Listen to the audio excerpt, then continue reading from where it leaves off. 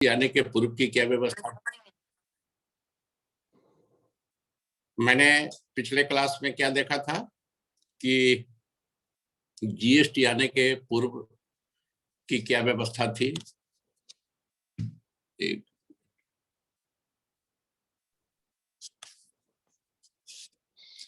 GST आने के पूर्व की क्या व्यवस्था थी और उसमें क्या कमियां थी और क्यों जीएसटी लाना पड़ा और किस रूप में जीएसटी आने के बाद उन तमाम कठिनाइयों को दूर किया जा सका। उसके लेजिस्लेटिव पहलू को देखा और जीएसटी का कॉन्सेप्ट भी देखा। आज हम डिस्कस करेंगे अब जीएसटी के बारे में कुछ अन्य चीजें जो आपके मन में भी क्यूरियोसिटी होगी और जो बहुत चर्चा में है। तो मैं पहला कुछ डिस्कस करना चाहता हूं आईटीसी, और मैं एक एग्जांपल से ये डिस्कस करना चाहता हूं ताकि आपका कॉन्सेप्ट क्लियर हो कि इनफैक्ट आईटीसी है क्या। तो हम एक काल्पनिक एग्जांपल लेते हैं। जैसे उस दिन मैंने एक टीवी मैन्युफैक्चरर का एग्जांपल लिया था। अब अगर टीवी का कोई मैन्युफैक्चरर है, वो टीवी बनाता है, एक मिनट, तो हम एक रफ कागज ले लें। टीवी का मैन्युफैक्चरर है, वो टीवी का निर्माण कर उसका बिक्री का कार्य करता है। सपोज करिए कि टीवी निर्माण के क्रम में वो विद इन स्टेट से रॉ मटेरियल परचेज किया। सपोज करिए कि विद इन स्टेट से, जैसे सपोज करिए कि दिल्ली का कोई मैन्युफैक्चरर है और वो दिल्ली में ही, या पंजाब का है, पंजाब में ही कुछ रॉ मटेरियल खरीदेगा। तो रॉ मटेरियल जैसे ही खरीदेगा तो उस परचेज पर उसको कर चुकाना पड़ेगा। वो कौन कर होगा? चूंकि विद इन स्टेट में वो लिया है तो उस पर एसजीएसटी सीजीएसटी दोनों लगेगा। अब सपोज करिए कि 10,000 रुपए का कोई वो सामान परचेज किया, रॉ मटेरियल, 5% हम काल्पनिक मान लें कि 5% उस पर टैक्स देना है, तो उस पर कितना टैक्स देगा? वो एसजीएसटी देगा 2.5%, 250 रुपया, और 250 रुपया देगा सीजीएसटी। तो टोटल उसका टैक्स परचेज पर कितना भुगतान किया? 500 रुपया। अब सपोज करिए कि वो टीवी के निर्माण के क्रम में उसमें कुछ ट्रीटमेंट कराया या किसी का सर्विस हायर किया। सपोज करिए कि सर्विस हायर करता है, चूंकि हम डिस्कस कर चुके हैं कि टैक्स उसको देना है, गुड्स भी हो या सर्विस हो या दोनों हो। तो जीएसटी में टैक्स किस चीज पर लगता है? आइदर इट इज गुड्स और सर्विस और बोथ। तो सपोज करिए कि 1,000 रुपये का किसी से उस टीवी के निर्माण के क्रम में उसने सर्विस प्राप्त किया, उस पर भी अगर 5% सिंप्लिसिटी के लिए माने कि 5% वो कर का भुगतान किया, तो उस पर कितना भुगतान किया परचेज पर? सर्विस के परचेज पर 1,000 का किया, 5% है, कितना हुआ? 50 रुपया वो भुगतान किया। वो भी एसजीएसटी सीजीएसटी के फॉर्म में होगा। अब टीवी निर्माण के क्रम में ऐसा भी संभव है कि कुछ उसका रॉ मटेरियल इंपोर्ट हुआ होगा किसी दूसरे कंट्री से, तो उस पर क्या भुगतान होगा? मैंने पहले क्लास में डिस्कस किया था कि अगर इंपोर्ट होता है कंट्री के बाहर से तो उस पर एसजीएसटी सीजीएसटी नहीं लगेगा, बल्कि उस पर आईजीएसटी लगेगा। सपोज करिए कि 5,000 का रॉ मटेरियल उसका अमेरिका से आया, उस पर आईजीएसटी लगेगा। अगर सपोज करिए कि उस पर 5,000 पर 5% से, तो आईजीएसटी कितना हो जाएगा? 5,000 पर 250 रुपया। अब टोटल ई परचेज के ई पर पेमेंट कितना किया? रिकॉल करिए, राज्य के अंतर्गत रॉ मटेरियल परचेज किया तो उस पर SGST CGST का भुगतान किया 500 रुपया, सर्विस लिया उस पर 50 रुपया का भुगतान किया है, और इंपोर्ट हुआ है तो उस पर कितना भुगतान किया, 5,000 का सपोज करिए कि इंपोर्ट हुआ तो उस पर 5% टैक्स IGST लगा। टोटल कर परचेज के क्रम में IGST SGST CGST मिला के कितना होता है, 800 रुपया। माने टैक्स के खाते में एक चीज ध्यान रखना है यहाँ कि टैक्स का खाता, टैक्स का लेजर अलग होता है और माल का लेजर अलग होता है। माल ये टोटल कितना का परचेज किया है, 10,000 का raw material with in state खरीदा, 1,000 का ये सर्विस लिया है और 5,000 इंपोर्ट हुआ है। तो इसका टोटल माल पर खर्चा कितना हुआ, 16,000, और इस पर टैक्स का भुगतान कितना किया है, 800 रुपया। तो इसका टोटल अब 16,000 रॉ मटेरियल पर है, 800 रुपया कर भुगतान किया है, अभी उसको हटाइए। अब अगर सपोज करिए कि इसका 2,000 रुपया प्रॉफिट हुआ, मान लेते हैं कि अपना जो व्यापार कर रहा है तो इसका प्रॉफिट हुआ 2,000 रुपया, तो अब इसका सेल प्राइस क्या हो जाएगा, 2,000 प्रॉफिट लेने के बाद सेल प्राइस हो जाएगा 18,000। अभी माल को बिक्री करेगा, इस पर बिक्री करेगा तो इस पर फिर अब उसको टैक्स देना है, GST का भुगतान करना है। हम सिंपलिसिटी के लिए मान लिए हैं यहाँ पर कि 5% ही टैक्स है, ताकि अभी आप लोगों को समझने में आसानी हो। तो 18,000 का ये सेल वैल्यू होगा इसका, टीवी के मैन्युफैक्चरर का। मैं फिर से रिकॉल करूं, 10,000 का material with in state purchase किया है, उस पर 500 रुपया का SGST CGST का भुगतान किया है, 100 रुपया का उसने कहीं से सर्विस परचेज किया है, तो उस पर 1,000 का सर्विस लिया है तो उस पर 5% कर भुगतान 50 रुपया किया है, और 5,000 का इंपोर्ट हुआ है कंट्री के बाहर से, तो उस पर भी IGST का भुगतान 5% की दर से 250 रुपया किया। टोटल इसके पास 800 रुपया परचेज पर ही कर भुगतान किया, और इसका अपना प्रॉफिट है। मैंने पहले ही कहा कि जो भी वैल्यू एडेड टैक्स है, जितना वैल्यू एडिशन होगा, तो वैल्यू एडिशन में टैक्स का एलिमेंट नहीं आएगा, इसमें आएगा जैसे रॉ मटेरियल हो गया 10,000 का, 1,000 का सर्विस हो गया, अन्य खर्चे भी होंगे, 5,000 फिर रॉ मटेरियल पर ही खर्चा है, इसका प्रॉफिट है। प्रॉफिट लेके इसका 18,000 रुपया अगर सेल प्राइस टीवी मैन्युफैक्चरर रखता है तो इस पर फिर हम टैक्स की गणना करेंगे। 5% की दर से इस पर टैक्स कितना होगा, ये 900 रुपया होगा। तो मैंने पहले कहा था कि ये मल्टी स्टेज टैक्स है, तो जहां भी परचेज किया रॉ मटेरियल वहां भी कर भुगतान किया, अब बिक्री करेगा वहां भी कर भुगतान करेगा, मतलब ट्रांजैक्शन के हर लेवल पर टैक्स लगना है। और पूर्व में जो भी कर चुकाया है इसने, उसका मिन्हा होगा, उसका एडजस्टमेंट होगा। तो अब हमारे एग्जाम्पल में क्या हो रहा है कि आउटपुट टैक्स, कहने का मतलब आउटपुट टैक्स का मतलब हुआ इसकी टोटल टैक्स लिएबिलिटी सेल पर या सप्लाई पर, सेल नहीं बोले, टेक्निकली इट इज सप्लाई। तो सप्लाई पर 900 रुपया का इसकी देनदारी है। इसके पास इनपुट टैक्स क्रेडिट कितना का है, परचेज पर कितना भुगतान किया है, 800 रुपया, ठीक है। तो 900 मतलब आउटपुट टैक्स जितना हुआ उसमें से हम घटा देंगे input tax credit. Input tax credit is what, input tax credit is the payment of tax at the time of purchase.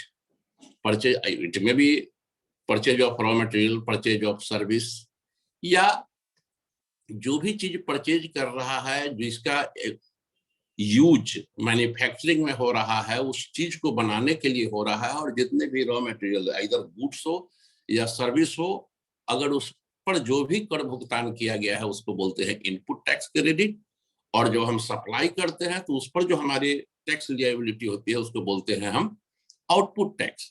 तो यहाँ सेल वैल्यू 18,000 है, इस पर 5% के दर से इस पर 900 रुपया का आउटपुट टैक्स बना। तो चूंकि हमारा थ्योरी है कि tax paid at preceding stage, पूर्ववर्ती चरण में जो भी कर भुगतान किए गए हैं मेरे द्वारा, उसका मिन्हा होगा। तो पूर्ववर्ती चरण पर कितना कर भुगतान हुआ था? 800 रुपया, जिसमें 250 रुपया SGST था, 250 रुपया CGST था, 10,000 का रॉ मटेरियल पर। सर्विस पर अगर 50 रुपया का भुगतान किया था 5% के दर से, तो उसमें भी राज्य के अंतर्गत का ही था, तो उसमें 25 रुपया SGST हुआ, 25 रुपया CGST हुआ। तो ये कितना हो गया? 275 रुपया। 275 उसके पास इनपुट टैक्स क्रेडिट SGST में है और 275 रुपया CGST में है, और उसके बाद 250 रुपया IGST के फॉर्म में है। टोटल मिला के ये कितना हो जाएगा? 800 रुपया, सॉरी, हाँ 800 रुपया, 500, 250 और 50। तो 800 रुपया इनपुट टैक्स क्रेडिट है। तो अब इसका नेट टैक्स, इसको पेमेंट कितना करना है? 900 घटे 800 बराबर 100। कहने का मतलब ये हुआ कि जो भी परचेज पर जो टैक्स पे किया है उसका मिन्हा लेगा, और टीवी का बिक्री करेगा तो कस्टमर से कितना चार्ज करेगा? 18,000 पर 5%, तो 900 रुपया चार्ज करेगा कस्टमर से, और 800 का वो मिन्हा लेगा, 100 रुपया भुगतान करेगा। तो कस्टमर कितना भुगतान किया? 900। और सरकार को कितना मिला? उसको भी 900 मिला, उसको भी 900 मिला। कैसे कैसे मिला? विद इन स्टेट का जब रॉ मटेरियल परचेज किया था पंजाब का टीवी मैन्युफैक्चरर, तो 500 रुपया का वो कर भुगतान किया था। वो जिस किसी से खरीदा उस आदमी ने 500 रुपया चुकाया होगा सरकार को। उसके बाद सर्विस परचेज किया 1000 का, तो उस पर भी 50 रुपया का कर चुकाया, ठीक है। और 5,000 रुपया का वो 5,000 रुपया का वो IGST का क्रेडिट है, क्योंकि राज्य के ये कंट्री के बाहर से इंपोर्ट हुआ है।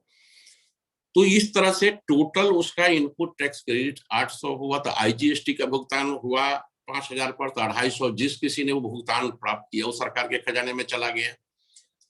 मैंने 800 रुपया पूर्व में सरकार को भुगतान किया जा चुका है, और इस पर अब टैक्स बनता है टीवी का फिनिश जब कंज्यूमर को पास ऑन होता है। अभी हम सुविधा के लिए 2 चरण ही लिए कि टीवी मैन्युफैक्चरर से, काल्पनिक बात है, टीवी मैन्युफैक्चरर से डायरेक्ट कंज्यूमर के यहाँ नहीं आता है, हम समझने के लिए आपको बोले।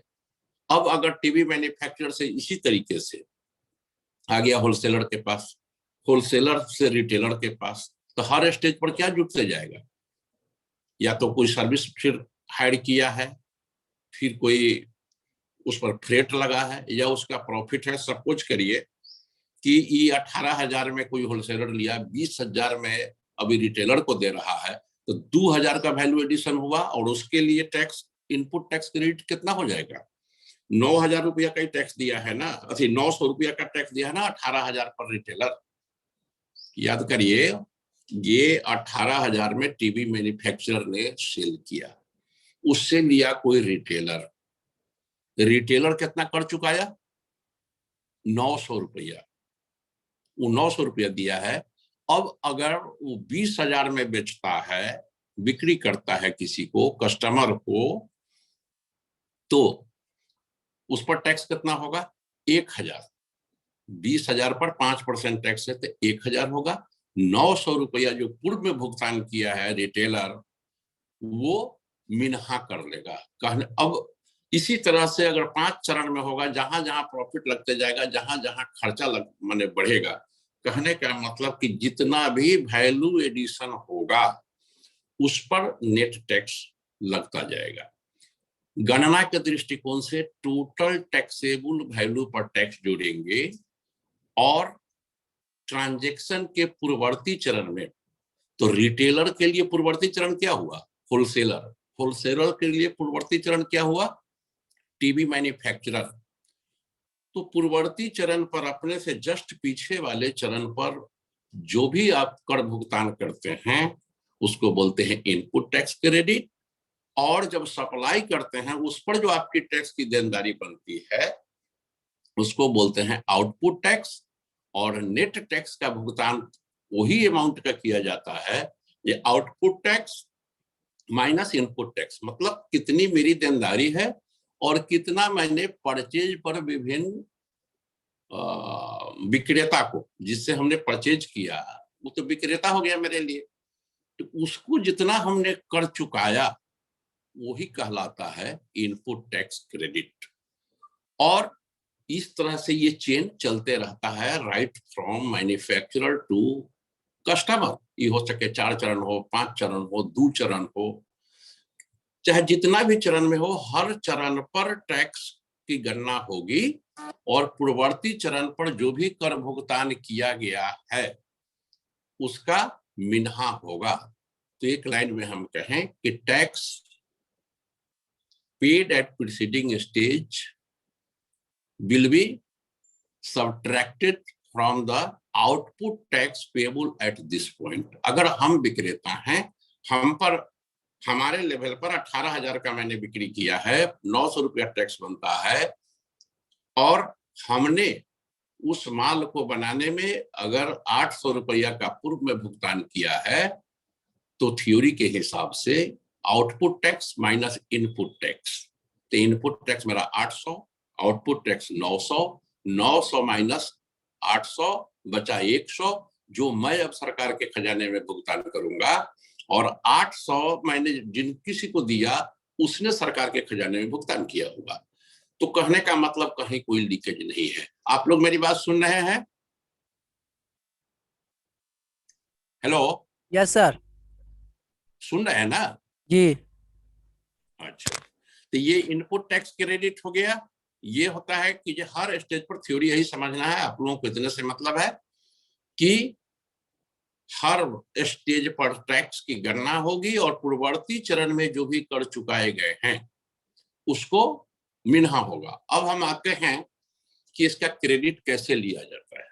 तो जो सपोज करिए कि इंपोर्ट किया गया किसी कंट्री से, मैंने अभी एग्जांपल लिया था कि 5,000 रुपया का इंपोर्ट हुआ, ठीक है, इंपोर्ट हुआ और उस पर आईजीएसटी का भुगतान हुआ।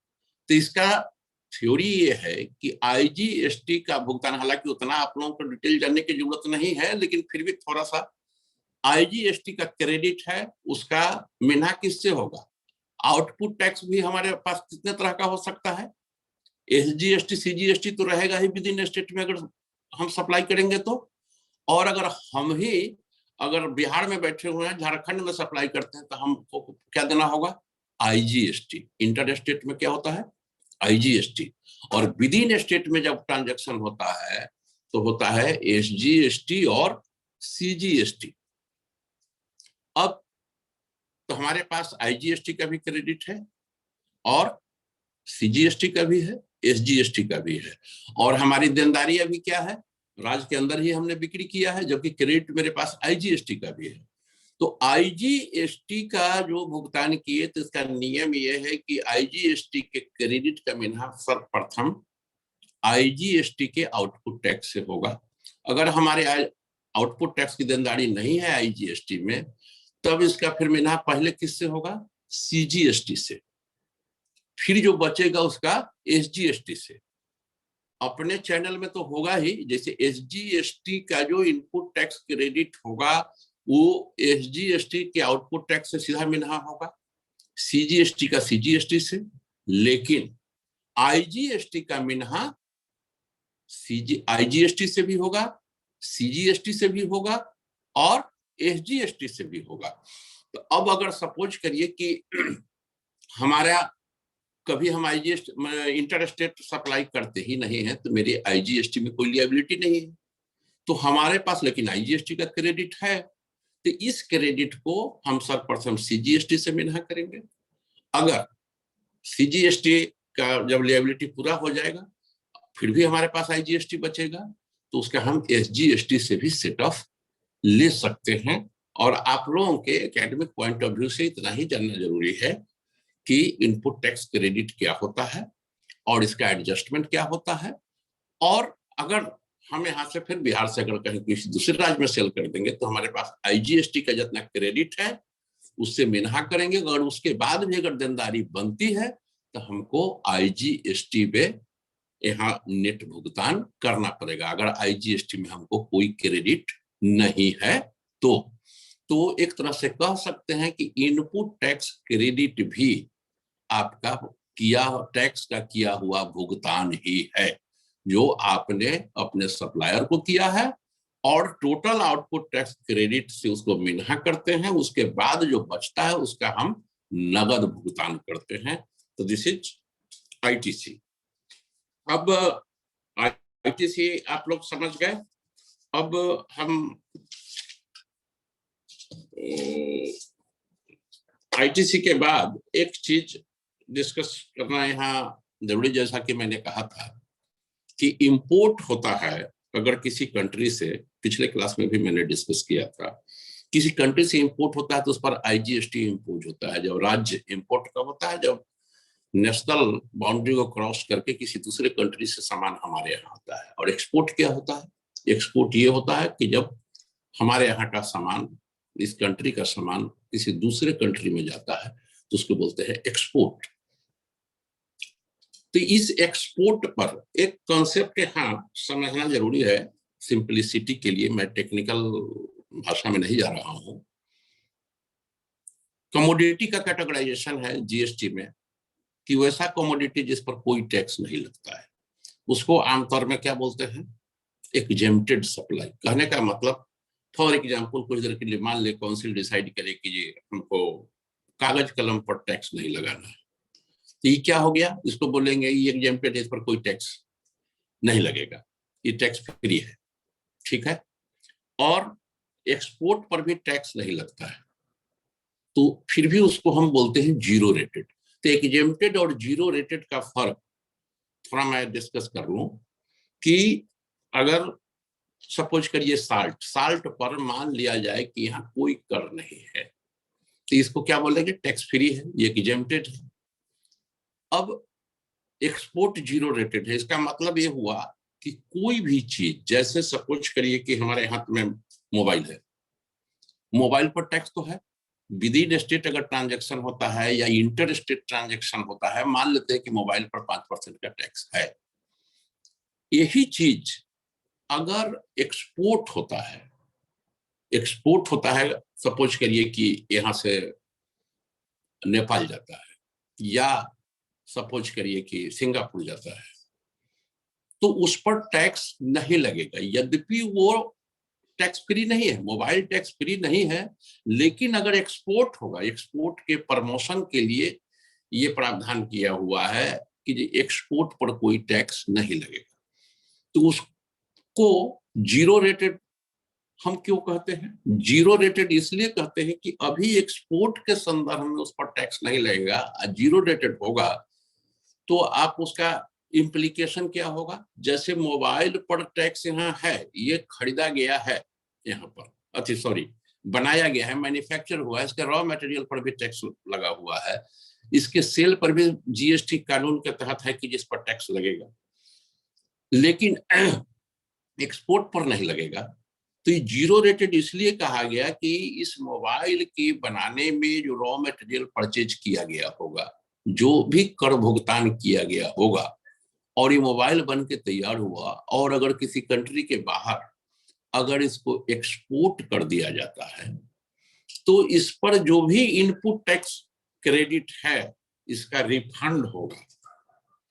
पहले की व्यवस्था में, जीएसटी के आने के पूर्व की व्यवस्था में भी एक्सपोर्ट एग्जेम्प्टेड था, उस पर टैक्स नहीं लगता था, लेकिन जो माल के बनने में जो इनपुट टैक्स क्रेडिट होता था उसका रिफंड नहीं होता था। तो एक ही अंतर आया एक्सपोर्ट के संदर्भ में कि पहले भी एक्सपोर्ट पर टैक्स नहीं लगता था, लेकिन माल के निर्माण के क्रम में जो भी कर भुगतान होता था उसका रिफंड सरकार द्वारा नहीं होता था। लेकिन आज जीरो रेटेड है तो इसका मतलब ये हुआ कि इसके निर्माण के क्रम में रॉ मटेरियल पर या गुड्स पर या सर्विस पर रॉ मटेरियल के रूप में जो भी भुगतान किया गया है वो एक्सपोर्ट होने के बाद, चूंकि उस पर तो कोई आउटपुट टैक्स होगा नहीं, लेकिन उस पर कुछ कर भुगतान हुआ है, और कर भुगतान हुआ है तो उसका रिफंड का इंटाइटलमेंट होगा। ये एक पुरानी व्यवस्था और आज की व्यवस्था में फर्क है। एक्सपोर्ट का एक दूसरा रूप भी है डीम्ड एक्सपोर्ट। आप लोगों ने नाम सुना होगा स्पेशल इकोनॉमिक जोन का, सेज। कंट्री में कई जगह है, जैसे सपोज करिए कि बड्डी में हिमाचल में ये बनाया हुआ है सेज स्पेशल इकोनॉमिक जोन, उद्योग के प्रमोशन के लिए। वहां बहुत सारे इंसेंटिव है, छूट है। अगर कोई सप्लायर, अगर सेज तो अपने कंट्री में ही है, हिमाचल हो या सपोज करिए कि सिलवासा हो या जहां कहीं भी, तो विद इन कंट्री है। तो सेज के में अगर सप्लाई होता है स्पेशल इकोनॉमिक जोन में, तो इसको भी डीम्ड एक्सपोर्ट माना गया है, और ये भी जीरो रेटेड है। ये कॉन्सेप्चुअल चीज है, इसलिए मैंने इसको डिस्कस कर लिया। उसके बाद जीरो रेटेड हो गया। उसके बाद अब हम आते हैं, चूंकि इतना भास्ट है, आपको शॉर्ट में डिस्कस करना है, इसलिए मैं कुछ चीजों को करके अलग अलग तरीके से डिस्कस कर रहा हूं। अब दूसरा सवाल आता है सप्लाई, बहुत इंपॉर्टेंट चीज है सप्लाई। इसके बारे में थोड़ा जान लीजिए। आखिर टैक्स कब लगेगा, टैक्स कब लगेगा, किस चीज पर लगेगा? तो मैंने पहले क्लास में भी थोड़ा सा शॉर्ट में बताया था कि पुरानी व्यवस्था में सिर्फ सेल पर टैक्स लगता था, अन्य चीजों पर टैक्स नहीं लगता था। लेकिन आज उसको बहुत ब्रॉड करके सेल के जगह पर सप्लाई आ गया है, जिसमें सेल भी सम्मिलित है, लेकिन उसके अलावे inter alia many other things are included in the arena of supply. जैसे सपोज करिए कि सप्लाई में क्या क्या आएंगे, सेल भी होगा, बार्टर होगा, स्टॉक ट्रांसफर होगा, मतलब सेल नहीं हुआ ट्रांसफर हुआ। जैसे मैंने उदाहरण लिया था कि गुजरात की कोई टीवी कंपनी, क्या बोल रहे हैं आप लोग?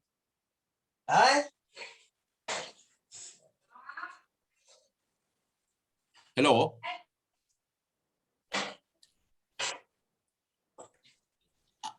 तो मैं कंटिन्यू कर रहा हूं, आप लोग आवाज सुन रहे हैं ना? Yes sir, yes sir.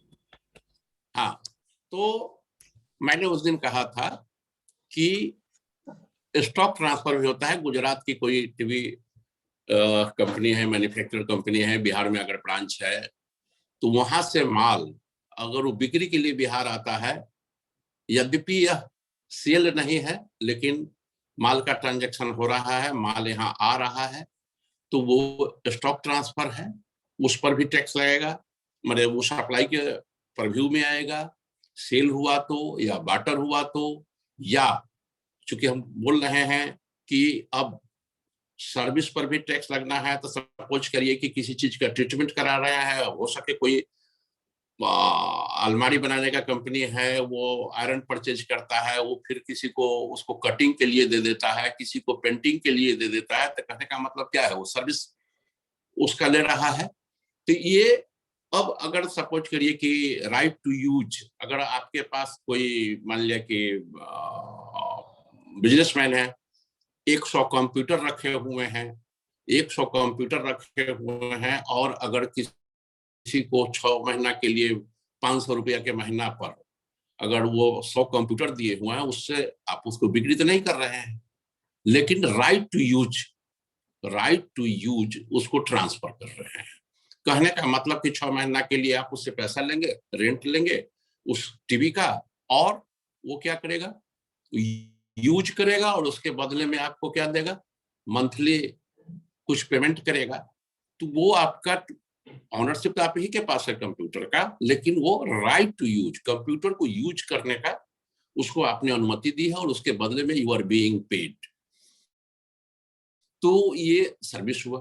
तो कहने का मतलब कि सप्लाई में क्या क्या सम्मिलित होता है, तो उसमें स्टॉक ट्रांसफर है, उसमें एक्सचेंज है, बार्टर है, या किसी को सपोज करिए कि एक उदाहरण लें कि हम माल का बिक्री करते हैं, या किसी चीज के डीलर हैं, मैन्युफैक्चरर हैं, तो इसमें सप्लाई के घेरे में क्या क्या आएगा? जैसे हमने रॉ मटेरियल परचेज किया, ये सप्लाई है। उसके बाद इसको बनाने के लिए किसी को हम कन्वर्सन के लिए दे दिए, किसी को पेंटिंग के लिए दे दिए, किसी को ट्रीटमेंट के लिए दे दिए, ये भी सप्लाई के घेरे में है।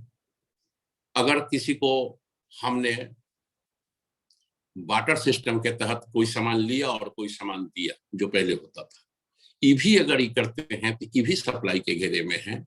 और इसके लिए एक 3 शेड्यूल है इसमें दिया हुआ, 3 तरह का।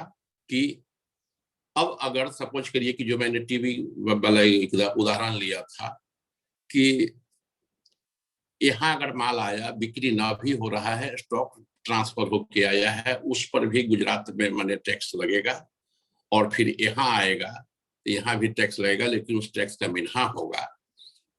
इसमें 3 तरह का है। एक तो ये